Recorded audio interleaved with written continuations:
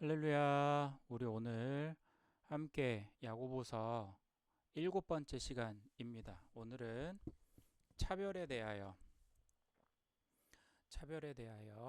우리 야고보서 2장 8절에서 13절 말씀으로 우리 함께 말씀을 나누도록 하겠습니다.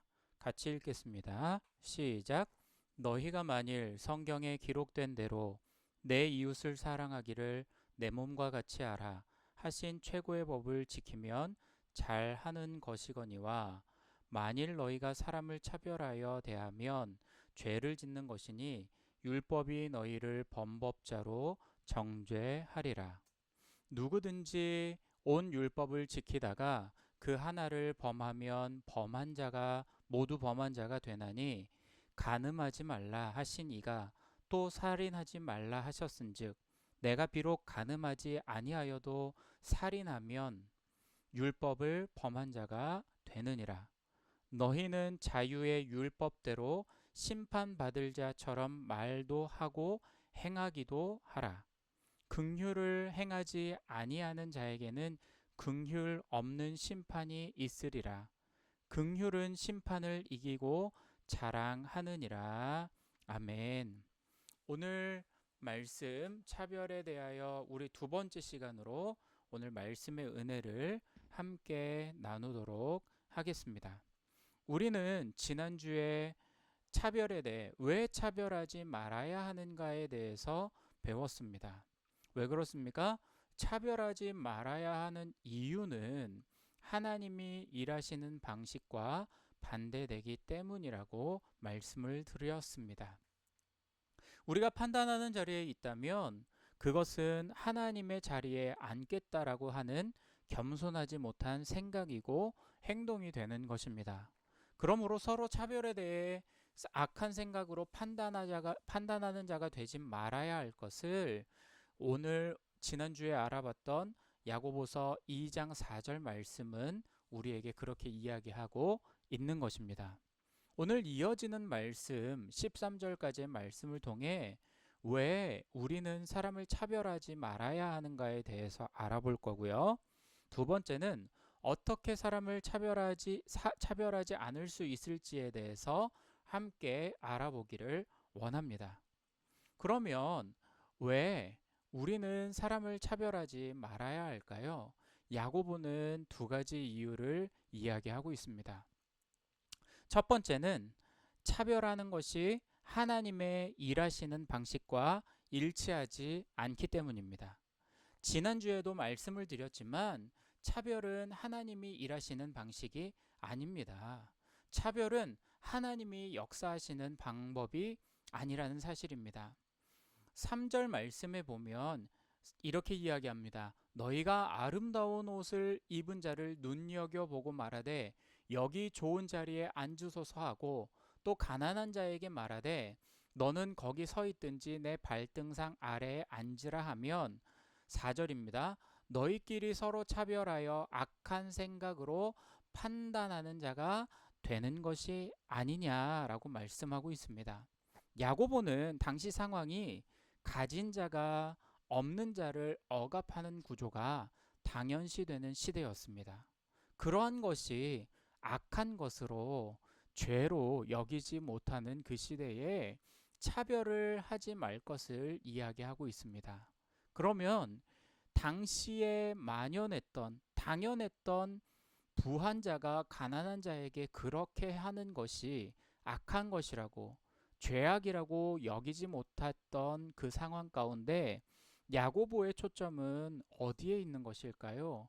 야고보의 초점은 바로 하나님의 중심에 있는 것입니다. 하나님께 자신의 생각을 맞추고 있다라는 것입니다. 하나님께 초점을 두고 있는 야고보는 하나님의 일하심을 보라고 이야기하고 있습니다. 그러면 하나님은 어떻게 역사하십니까? 하나님은 억압받는 자들을 위로하시는 하나님입니다. 그리고 그들에게 구원의 선물을 베푸시는 하나님이시죠. 다시 말하면 하나님은 이 땅에서 부한 자나 가난한 자나 외모가 아닌 무엇을 보시는 하나님이십니까? 그렇습니다. 마음의 중심을 보시는 하나님이라는 사실입니다. 하나님 구약 성경의 말씀에 보면 사무엘상에 이스라엘의 첫 번째 왕이 된 사울이 있습니다. 하나님께서는 그 사울 왕을 버리시고 이스라엘의 그 다음에 왕을 예비하셨죠. 하나님은 사무엘에게 베들레헴으로 가라고 명령합니다. 그리고 이새의 아들 중에서 왕을 세울 자를 택하셨습니다. 사무엘이 이새의 집에 기름 부음 받은 자를 택할 때 이새의 마음이 얼마나 들떠 있었을까요?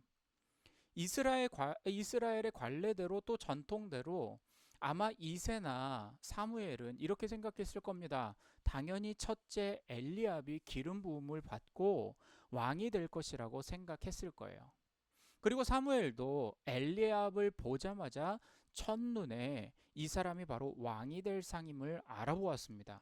그래서 사무엘상 16장 6절 말씀에 보면 이렇게 이야기합니다. 그들이 오매 사무엘이 엘리압을 보고 마음에 이르기를 여호와의 기름 부으실 자가 과연 주님 앞에 있도다 하였더니 라고 이렇게 표현하고 있어요. 자, 무슨 말씀입니까? 사무엘이 이세 아들 중에 첫째 엘리압을 보고서 어떤 마음이 들었다라는 거예요? 맞습니다. 여호와의 기름 부을 사울 왕을 이어 하나님이 예비하실 왕으로 엘리압이 마땅하다라고 이야기하는 겁니다. 자, 그런데 우리가 당연히 우리가 알고 있듯이 사울 왕을 이어서 왕이 된 사람은 엘리압이 아니죠. 하나님께서는 사무엘에게 뭐라고 말씀하십니까? 이 사람이 내 마음에 합한 자가 아님을 말씀하셨습니다. 그리고 이어지는 7절 말씀에 보면 이렇게 이야기합니다. 여호와께서 사무엘에게 이르시되 그의 용모와 키를 보지 말라. 내가 이미 그를 버렸노라. 내가 보는 것은 사람과 같지 아니하니 사람은 외모를 보거니와 나 여호와는 중심을 보느니라 하시더라. 자, 첫 번째 이스라엘 왕을 세울 때에 이스라엘 백성들의 기준은 무엇이었습니까? 사울 왕의 머리가 하나 더 큰 것을 보고 그리고 그의 외모를 보고 그의 용모를 보고 사울이 이스라엘의 왕으로 통치하면 모든 것이 다 잘 될 것이라고 그들은 인본주의 사고방식을 통해서 사울을 왕을 세웠죠.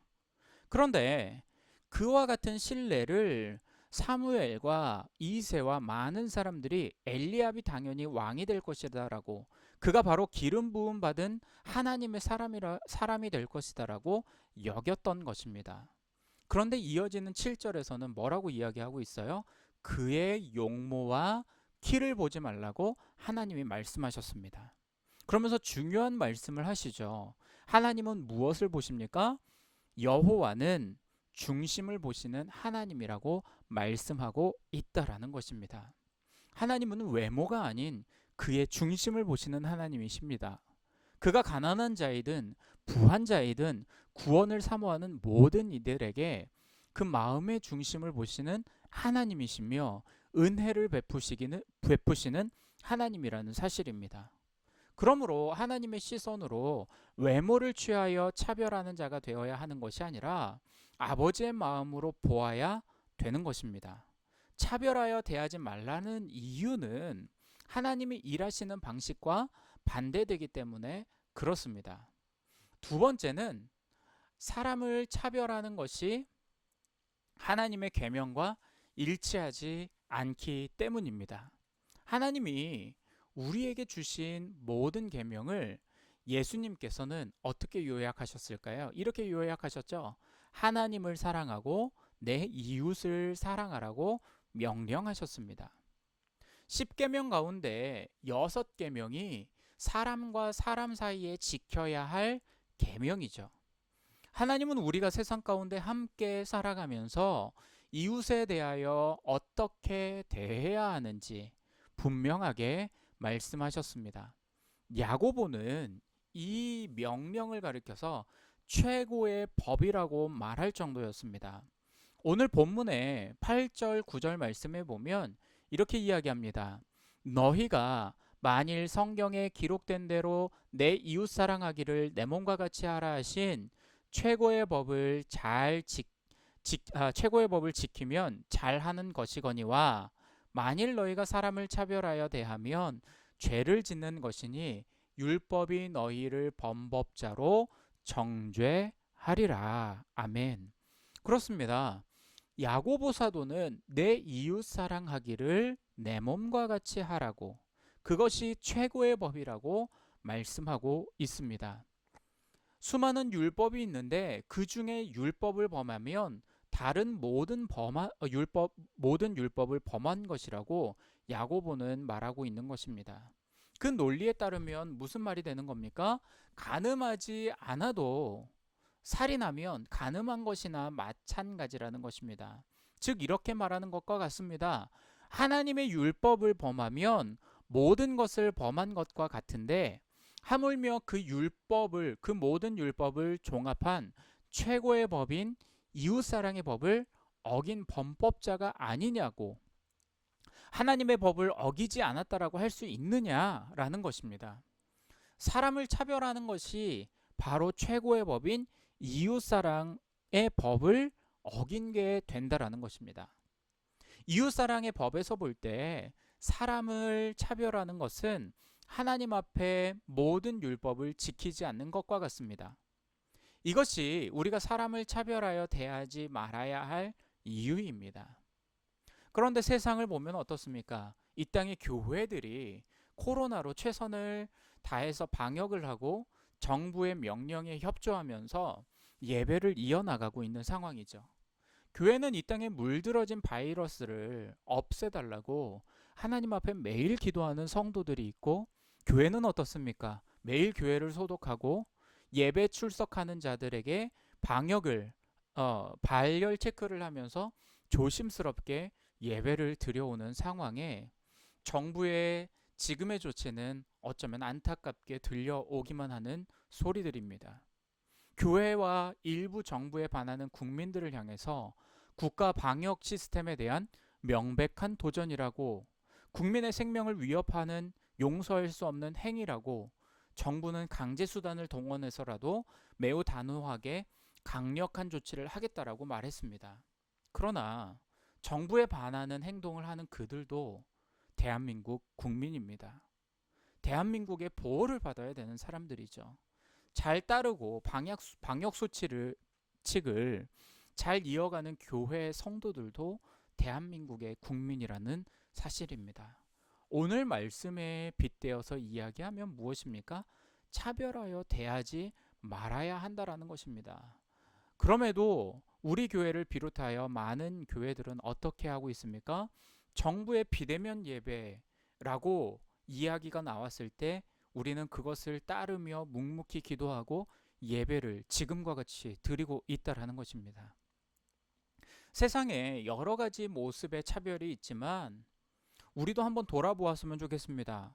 하나님을 믿는 우리 안에, 아니 우리의 모습도 나는 주를 믿는 자로서 교회 공동체 안에서 다른 사람을 차별하고 있지는 않았는지, 하나님 앞에서 모든 율법을 지키지 않는 모습을 하고 있지는 않았는지 우리의 모습부터 돌아보고 점검하기를 원합니다.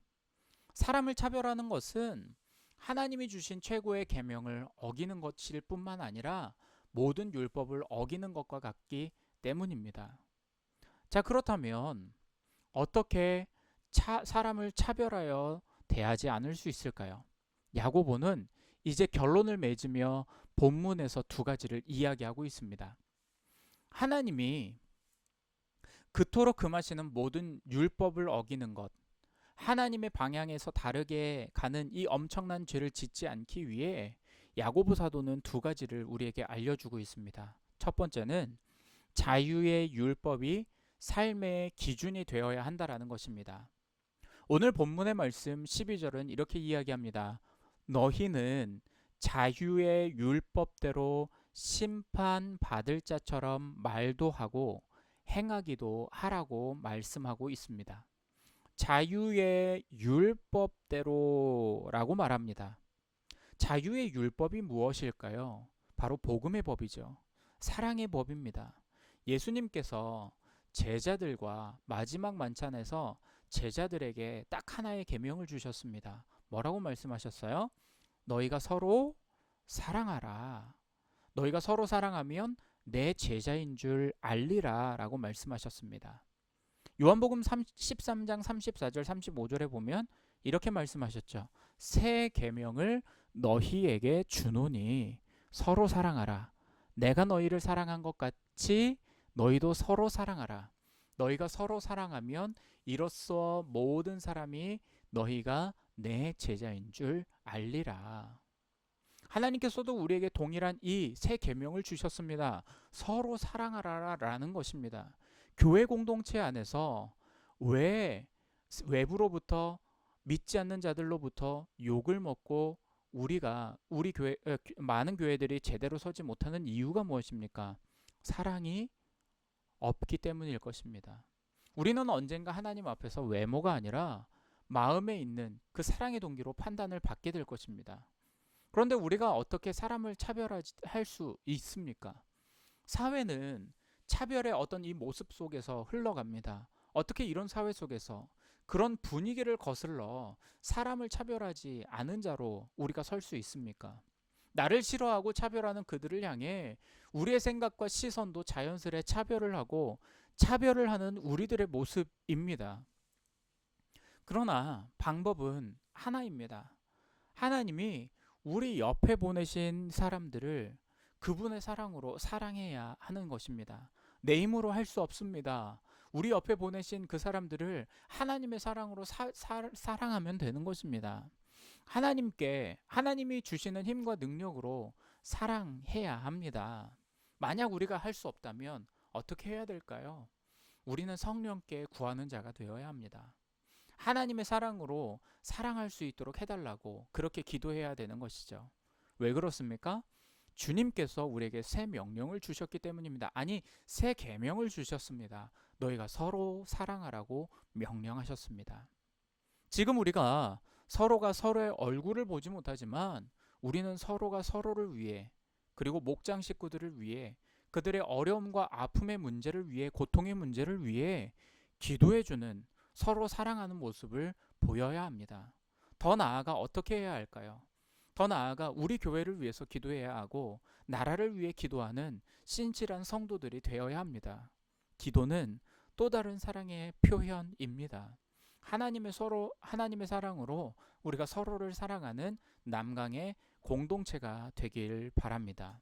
그렇다면 어떻게 사람을 차별하지 않을 수 있을까요? 두 번째는 하나님의 긍휼로 다른 사람을 대하고 용납해야 한다라는 것입니다. 오늘 본문의 13절 말씀은 우리에게 이렇게 이야기합니다.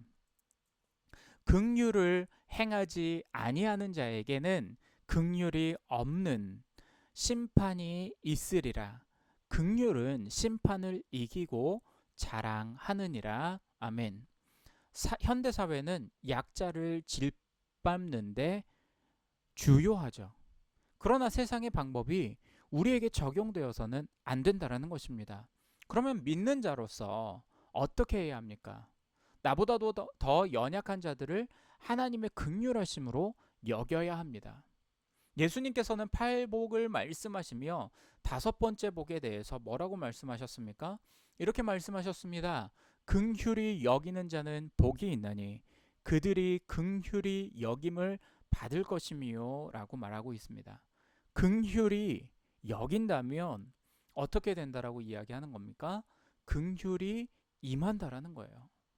왜 우리가 긍휼히 여겨야 할까요? 그것은 하나님의 긍휼하심으로 우리가 구원을 받았기 때문에 긍휼히 여겨야 합니다. 구원은 우리에게 어떤 자격이 있어서 받은 게 아니죠.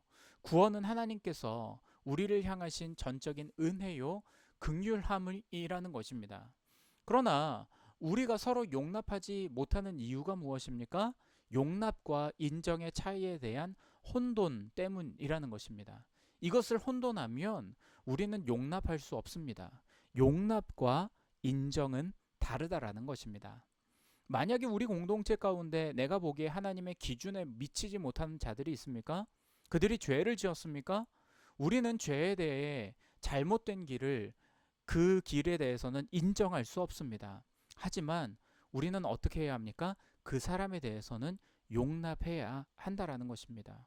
이것을 혼돈해서는 안 됩니다. 하나님은 우리의 잘못에 대해 인정하신 적이 없습니다. 즉, 죄에 대해서 분명하게 지적하시죠. 깨달아 알아야 하는 것이 죄이죠. 하나님 앞에서 티끌 만한 죄이든지 큰 죄든지 하나님 앞에서는 죄가 다 똑같은 죄라는 것입니다. 그러나 하나님께서는 우리를 용납해 주셨습니다. 죄에 대해서 인정하지 않으셨지만 우리 인간의 하나님의 형상을 닮은 사람들에 대해서는 용납해 주셨다라는 거예요. 이것이 바로 하나님의 긍휼하심이라는 것입니다. 로마서 5장 8절 말씀에 보면 뭐라고 이야기합니까? 우리가 아직 죄인 되었을 때에 그리스도께서 우리를 위하여 죽으심으로 하나님께서 우리에 대한 자기의 사랑을 확증하셨다라고 말씀하고 있습니다. 감리교회 창시자 요한 웨슬리가 사역할 당시 교회는 여러 교파로 나뉘어져 있습니다.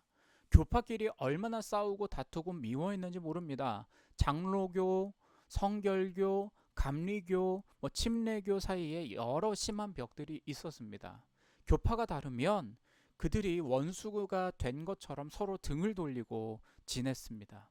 서로 잘못된 것을 믿는다라고 생각해서 그들은 교제하지도 않고 자녀들의 결혼도 시키지 않을 정도였습니다. 그러던 어느 날 요한 웨슬리 목사님이 꿈을 꾸었습니다. 그 꿈이 그의 생각을 바꾸어 놓았습니다. 꿈의 천사가 이 목사님을 지옥으로 데리고 간 거예요. 그리고 문지기가 지옥을 지키는 문지기가 있어서 웨슬리 목사님이 그에게 물었습니다. 여기 장로교인들이 많습니까? 라고 묻자 문지기가 뭐라고 대답했을까요? 네, 지옥에 이 장로교인들이 많습니다. 라고 대답했습니다. 표현할 수 없었지만 이 요한 웨슬리 목사님은 마음속으로 엄청 기뻐했습니다. 맞아. 그래. 그게 당연하지. 장로교인들 중에 구원받지 못한 사람들이 많다라는 것에 기뻐했습니다. 웨슬리 목사님이 한 번 더 교단을 거론하며 물었습니다. 이곳에 침례교인들이 많습니까? 문지기가 대답했습니다. 뭐라고 대답했을까요? 네, 침례교인들도 많습니다. 역시 요한 웨슬리 목사님은 기뻐했습니다. 다른 교단도 물어봤습니다. 그 문지기의 대답은 똑같았습니다. 그리고 마지막으로 그냥 지나가려고 하다가 혹시나 하는 마음에 자신이 소속된 교단을 물었습니다. 여기에 감리교인들도 있습니까? 라고 묻자 그 지옥을 지키는 문지기는 뭐라고 대답했을까요? 네, 감리교인들도 많습니다. 라고 대답했습니다. 요한 웨슬레 목사님은 큰 충격에 빠졌습니다. 그리고 천사는 요한 웨슬레 목사님을 데리고 어디로 갔을까요? 지옥과 반대되는 천국으로 데리고 갔습니다. 그는 천국에서도 어떤 질문을 했을까요?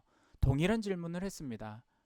그 문지기 앞에, 천국 문을 지키는 문지기 앞에 동일한 질문을 합니다.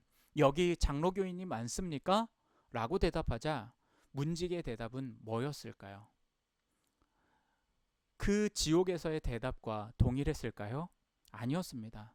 문지기는 없습니다. 라고 대답했습니다. 요한 웨슬레 목사는 장로교인이 없다는 말에 기뻐했을까요? 슬퍼했을까요? 그 말에 또다시 기뻐합니다. 또한 침례교인이 많냐고 물어봤습니다. 그는 문지기는 당연히 똑같은 대답을 합니다. 없습니다. 그래도 혹시나 하는 마음에 감리교인들이 많습니까? 라고 하는 그 질문 앞에 당연히 요한 웨슬레 목사님 마음에는 감리교인은 많을 것이다 라고 생각하고 묻는 질문이었습니다. 그런데 문지기의 대답 역시 없다라는 대답을 하였습니다. 웨슬레 목사님은 깜짝 놀랐습니다. 아니 장로교인도 침례교인도 없다라는 것은 이해가 되는데 왜 감리교인이 없다라는 말입니까? 라고 물었더니 천사가 대답합니다. 이곳에는 단 한 종류의 교파, 단 한 종류의 사람만 있다라는 거예요. 그래서 요한 웨슬레 목사님이 물었습니다. 도대체 그것이 어떤 교파이고 어떤 사람들입니까? 그러자 천사가 대답했습니다. 바로 그리스도인입니다.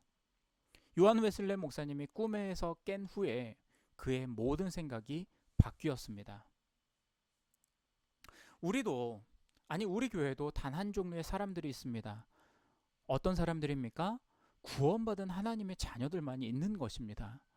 가진 자와 못 가진 자, 배운 자와 못 배운 자, 건강한 자와 연약한 자 사이에 어떤 구분은 없습니다. 성령이 역사하시고 운행하는 교회라면 어떻게 해야 합니까? 단 한 종류의 사람만 있어야 합니다. 바로 구원받은 성도들이죠. 우리는 차별하는 것을 때로는 어려워합니다. 자연스럽게 차별하고 있다라는 것이죠. 제 안에도 가장 어려운 부분이 있다라면 아마 이러한 차별에 대한 부분일 것입니다. 어쩌면 우리 모두 연약한 존재입니다. 차별에 대하여 떳떳할 사람이 있을까요? 우리 사회는 그렇게 교육을 받았습니다. 그렇게 차별하며 살아왔습니다. 그러나 지금까지 우리가 어떤 교육을 받고 어떤 환경에서 자라왔든지 이 말씀에 대한 우리의 자세는 성경적으로 하나님의 일하심에 초점을 맞추어야 합니다. 우리에게 삶의 변화가 필요합니다. 진정한 믿음은 삶으로 드러나야 하는 것입니다. 우리 자신도 모르게 다른 사람들을 차별해 왔다면 그 차별을 끝내야 우리의 신앙이 건강한 신앙인이 되는 것입니다. 그리고 하나님의 사랑과 긍휼로 대하는 저와 우리 성도님들이 되시기를 주님의 이름으로 축원합니다. 기도하겠습니다. 하나님, 우리의 삶이 다른 사람들에 대해 차별 없는 신앙이 되게 하여 주시옵소서.